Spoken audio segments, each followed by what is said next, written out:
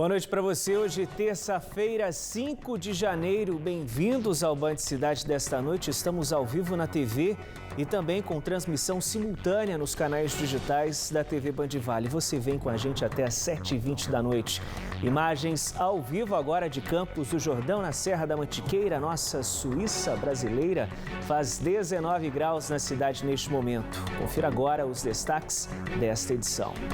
Novo prefeito, promessa antiga. A população de Taubaté espera há 6 anos o início do funcionamento do AME, o Ambulatório Médico de Especialidades.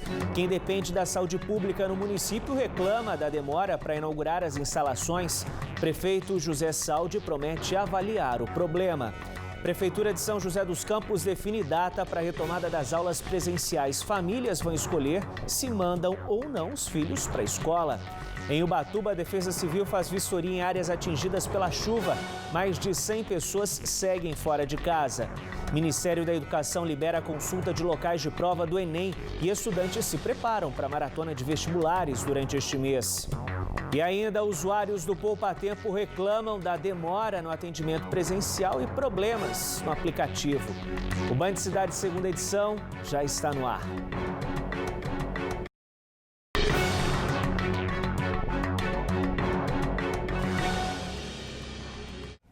Desde 2014, a população de Taubaté aguarda a inauguração do AME, o Ambulatório Médico de Especialidades. Nos últimos dias de 2020, antes de terminar o segundo mandato como prefeito, Ortiz Júnior entregou as instalações de maneira simbólica pelas redes sociais. Só que o governo do estado alega que ainda não foi informado oficialmente sobre a conclusão do ambulatório. Enquanto isso, mesmo nos primeiros dias de 2021, o prédio, que custou 9 milhões de reais, segue sem previsão de abrir. E a falta deste atendimento sobrecarrega vários serviços de saúde. Juliana sofre com dores renais há mais de um ano. Cansada de esperar na fila da Prefeitura de Taubaté, precisou pagar do próprio bolso pelo exame de ultrassom, que detectou pedras nos rins e a necessidade de cirurgia. Depois do diagnóstico, já se passaram 5 meses e não tem previsão para a realização do procedimento cirúrgico na saúde pública. Eu sinto muita dor. Eu vou direto no pronto-socorro, só que não acaba resolvendo nada. Porque lá eles só dão a medicação mesmo na veia, né? Então, como a dor é constante, teria que fazer a cirurgia rapidamente. E toda esta espera poderia ter sido amenizada caso o AME, Ambulatório Médico de Especialidades, já estivesse funcionando na cidade. O local tem capacidade para realizar consultas, exames e pequenas cirurgias. Uma vez na semana eu ligo na central de vagas, converso com a moça, uma moça bem gentil mesmo. Ela explica tudo certinho, que não depende deles, depende do Estado liberar a vaga para você. Então, tem gente que está na fila há 1 ano, 2 anos, esperando só agora que está chamando por causa da pandemia, porque atrasou as vagas, né? Então, só agora que está chamando. Então, o meu é só... Ela falou que vai demorar bastante, porque o meu é em agosto. Tem gente que esperando 1 ano, 2 anos. Esta obra é uma parceria entre o governo do estado e da prefeitura. Deveria ter sido entregue em 2014. Já são 6 anos de espera para a inauguração do espaço. Não tenha dúvida que eu tenho que ir lá e ver o que está acontecendo. É lógico que eu, como engenheiro, eu resolvo o que tem que resolver lá. É só chegar lá e saber exatamente os detalhes disso. Não deu tempo ainda da gente sentar e tomar conta ou saber todos os procedimentos e aquilo que a gente necessita da prefeitura. Eu estou tomando pé da situação agora. Na semana passada, ainda quando era prefeito de Taubaté, Ortiz Júnior fez um vídeo e publicou nas redes sociais informando a população que o AME estava pronto. A gente está fazendo a entrega oficial do Ambulatório Médico de Especialidades para o Estado. O prédio está pronto. A prefeitura cumpriu a sua parte nesses anos todos. Nós construímos um prédio de 3.000 metros quadrados, são 52 salas de consultas e exames e mais 3 salas no centro cirúrgico. Como vocês podem ver, grande parte do mobiliário todo comprado. Bom, em nota, a Secretaria de Saúde do Estado informou que, para o AME funcionar, a Prefeitura de Taubaté tem que apresentar a solução das pendências apontadas em uma vistoria realizada em agosto de 2020 no prédio do AME pelo Grupo Técnico de Edificações do Estado. E que, até o momento, O governo do estado também não foi informado pela prefeitura sobre a conclusão desses reparos.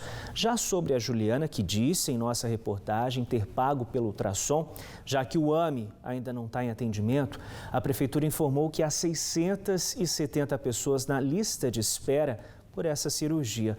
O procedimento é realizado no Hospital Regional e, segundo a Prefeitura, o governo do estado libera apenas 2 vagas por mês. Por enquanto, o município trata o caso como cirurgia eletiva, ou seja, aquela que pode aguardar. Mas se houver uma emergência, a Juliana vai ser encaminhada para internação imediata.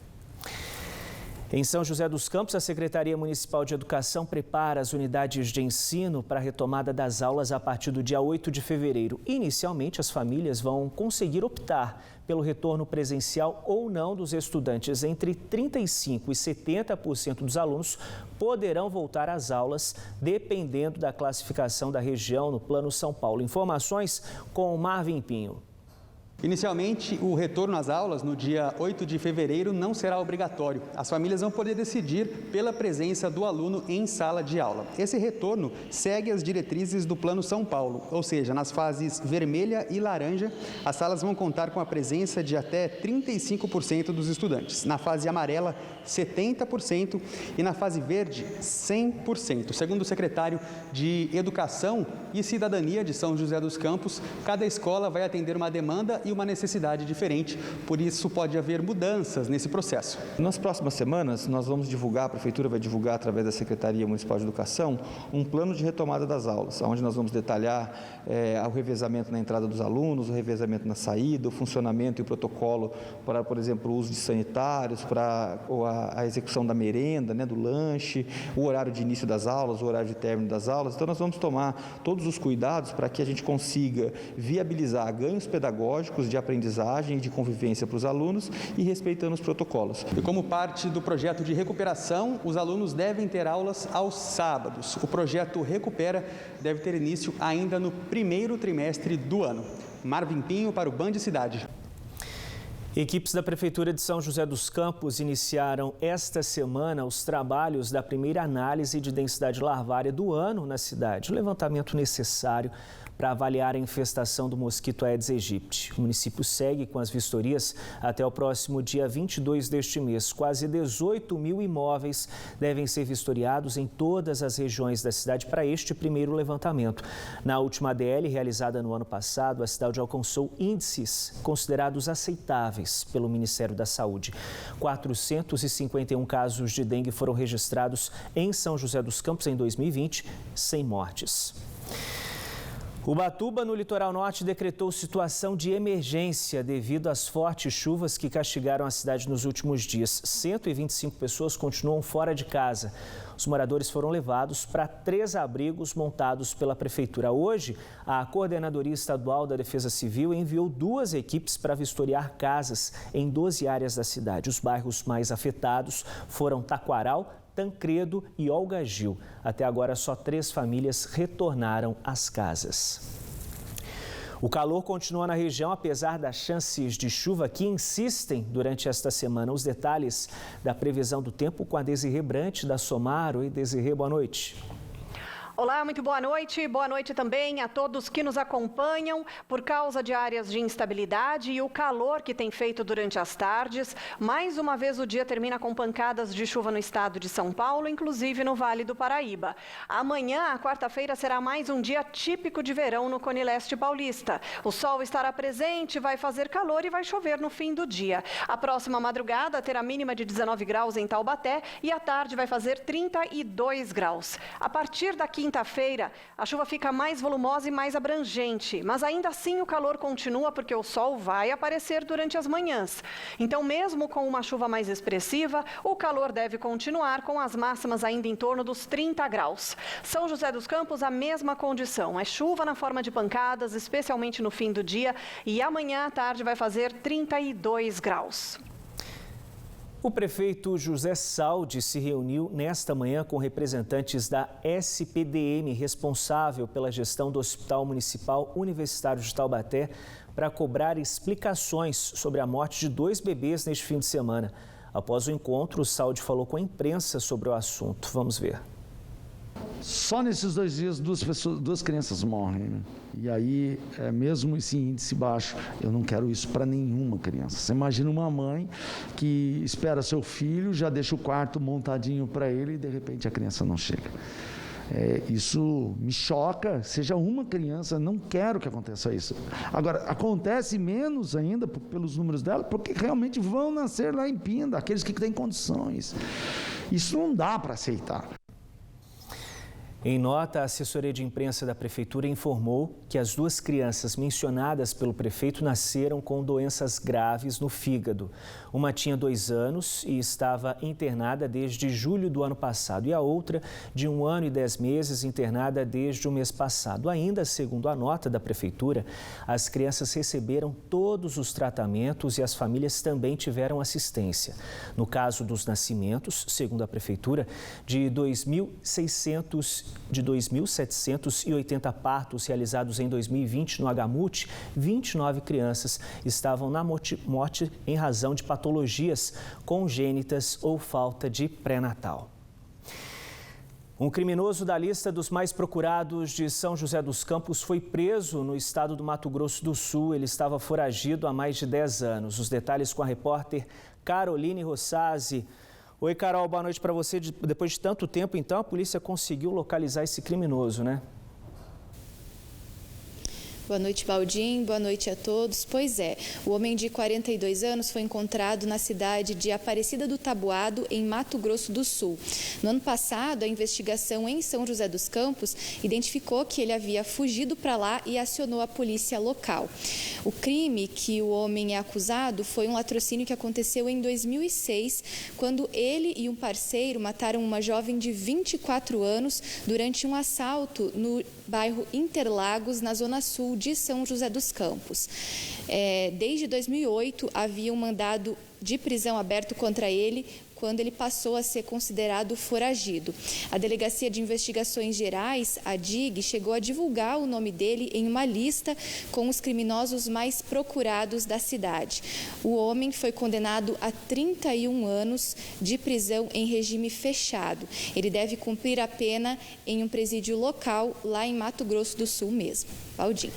Valeu, Carol, pelas informações. Só uma correção aqui, olha, no caso dos nascimentos que a gente falou da Prefeitura de Taubaté, de 2.780 partos realizados em 2020 no HMUT, 29 crianças estavam natimortas em razão de patologias congênitas ou falta de pré-natal. Peço desculpa aí, me embaralhei um pouco para falar isso.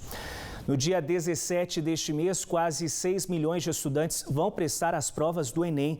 Hoje, o Ministério da Educação divulgou que os inscritos já podem conferir no site do INEP as informações dos horários e locais da aplicação do exame. Isso vale, claro, para quem se inscreveu para a versão impressa da prova. Mas, além do Enem, este início de ano também representa uma maratona de vestibulares para muita gente. Quem sonha com uma vaga na universidade se prepara bastante e aproveita os próximos dias para revisar o conteúdo. Os estudos tomam quase todo o dia do Gabriel. Ele passa a maior parte do tempo bem aqui, no quarto, na companhia dos livros. Tudo para chegar preparado para os vestibulares. E a lista das provas que ele vai fazer está na ponta da língua. Unicamp, o Enem, a FUVEST, a FAMERP, a Unifesp e a Unesp. A preparação do Gabriel foi impactada pela pandemia da Covid-19. Ele teve que trocar as aulas presenciais pelas remotas. E a missão não é fácil. O Gabriel quer cursar medicina. Por isso, mantém o cronograma de estudos muito bem organizado. Na parede estão as informações que ele precisa para cada uma das provas. Disciplina não pode faltar. Acordava umas 7 horas e depois estudava até às 11. Daí eu dava uma descansada, depois de fazer uns exercícios, né, do meu cursinho. Daí a parte da tarde, até a hora da minha aula de noite, eu focava 100% no meu cursinho. Os alunos dessa escola particular em São José dos Campos também tiveram que se adaptar a essa nova realidade. Menos de 1/3 dos estudantes assiste às aulas presenciais. O aluno teve que criar algo que no presencial a gente orientava muito o tempo todo e cobrava ele, de postura, de disciplina, de seguir o horário. Ele teve que aprender a fazer isso sozinho. O vestibular em si, a gente está percebendo que as provas não estão mudando, não estão ficando mais brandas. Muito pelo contrário, elas estão normais, com conteúdo pesado, cobrado, ou seja, como não houvesse a pandemia. O aprovado desse ano é o aluno que se diferenciou de criar uma maturidade que, de repente, ele não estava esperando que ele precisasse propriamente criar, entendeu? Agora, em janeiro, ao invés de férias, os alunos enfrentam uma maratona de estudos. Eles têm pela frente provas como a Unicamp, FUVEST e também o Enem. A pandemia mudou a rotina e o planejamento de todos eles. A sala vazia é um exemplo disso. Foi um ano diferente, de muito trabalho. A revisão, que é o período que está acontecendo agora, já estamos aí há mais de um mês, mesmo na boca do vestibular, ela é necessária para acalmar o aluno, para ele perceber pequenos detalhes que podem ter esquecido, escapado. É muito conteúdo durante o ano, então a gente fala que algumas coisas enferrujam, então ele tem que se manter ativo na habilidade de leitura, ativo na habilidade de fazer conta. O Gabriel acredita que fez o possível e se sente preparado para as provas. Nenhuma questão eu deixo em branco, sabe? Eu consigo pelo menos começar ela ou tirar umas alternativas, então isso já é bom demais. Hora da nossa conexão com a Rádio Band Vale FM. Quem atualiza para a gente as informações das estradas que cortam a nossa região é o Beto Gomes, direto de São José dos Campos. Oi, Beto, boa noite para você. Bem-vindo ao Band Cidade. O motorista que pega a Dutra já encontra a vida normal neste momento. E vida normal, eu quero dizer, pontos de congestionamento depois desse feriadão e durante muito tempo também estrada livre, né? Boa noite, Beto. Boa noite, Otávio. Boa noite a todos que acompanham a Band agora. Não, o motorista nesse momento tem lá uma passagem tranquila, assim, toda a passagem, toda a região, Vale Paraibana da Dutra. O trânsito vai seguindo bem, tanto em direção a São Paulo, como de volta ao Rio de Janeiro. Alguns trechos oferecem aquele trânsito sempre mais carregado, ali na passagem de Taubaté, entre o 107 e o 110. Depois ali na região do distrito de Eugênio de Mello, em São José dos Campos, a partir lá do 135, até que passe o 139. Então, essa é a vida normal, aquele trânsito sempre um pouco mais carregado nesses locais, mas sem grandes dificuldades. Corredor Carvalho Pinto Ayrton Senna, ali sim, sentido interior, sempre tem aquele trânsito ruim, sentido interior, lá no trecho de Guarulhos, hoje não está sendo diferente. Tem lentidão também ali de pelo menos 6 quilômetros para quem vem em direção ao Vale. Sentido São Paulo, tudo calmo, tudo tranquilo. Floriano Rodrigues Pinheiro, tudo bem para quem vai a Campos ou volta ao Vale. E a rodovia Oswaldo Cruz também. As obras voltaram ali no quilômetro 13, lá no bairro do Registro. Então tem ali funcionando a Operação Pareciga no quilômetro 13. Cuidado, o motorista pode ter que ficar alguns instantes parado ali para ultrapassar o trecho em obras. Voltamos com você.